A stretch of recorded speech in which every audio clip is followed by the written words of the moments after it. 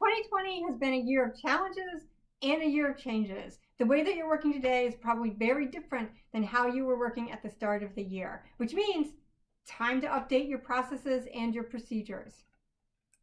I'm Barbara Baksa, Executive Director for the NASPP. Welcome to my Equity in Brief video series where I offer quick takes on equity compensation topics. For today's video, I'm going to be covering 5 process changes you need to make as a result of everyone working remotely. Everything I'm going to talk about today was covered by Jen Namazi in her Administrator's Corner column in the most recent issue of the NASPP Advisor newsletter.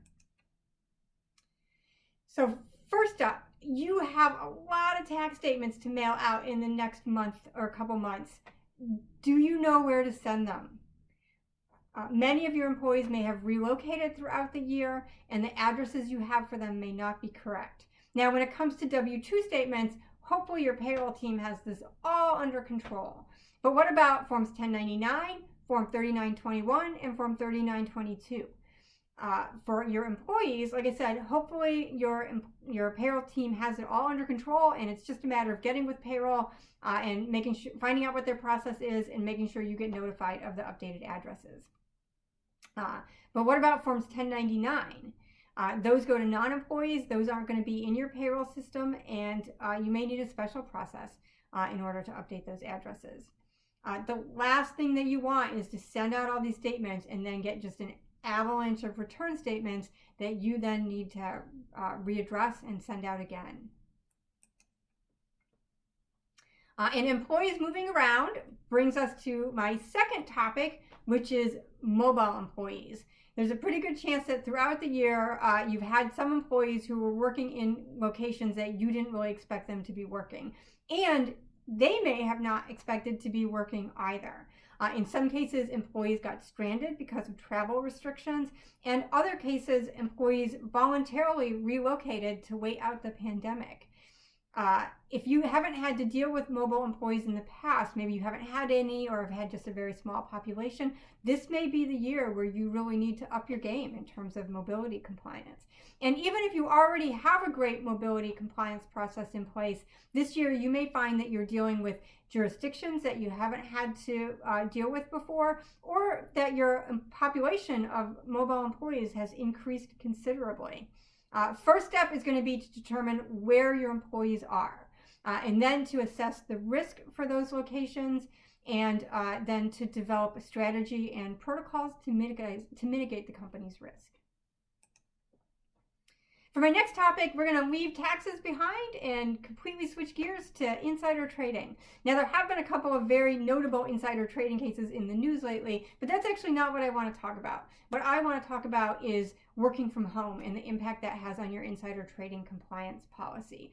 With more employees or a lot of employees working from home, that means that there's more sensitive company information in employee homes than you may have ever expected to be the case. It is important that your insider trading policy address remote working, and also that you educate employees about this. They need to know when they have sensitive information and how they should be handling that sensitive information.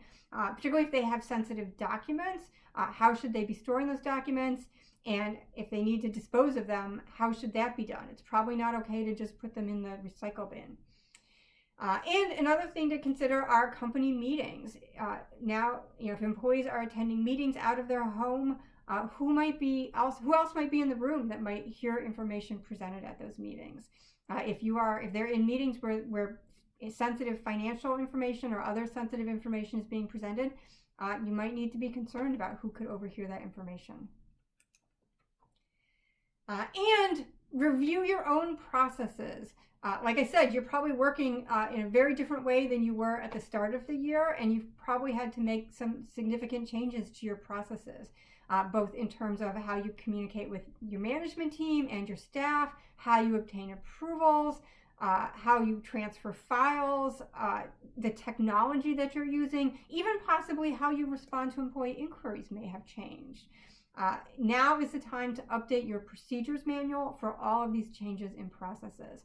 And while we're on the topic of your procedures manual, if that is just a binder that is sitting in a shelf somewhere in an office that no one goes to, now is the time for that to be online so that your entire staff has access to it no matter where they're working.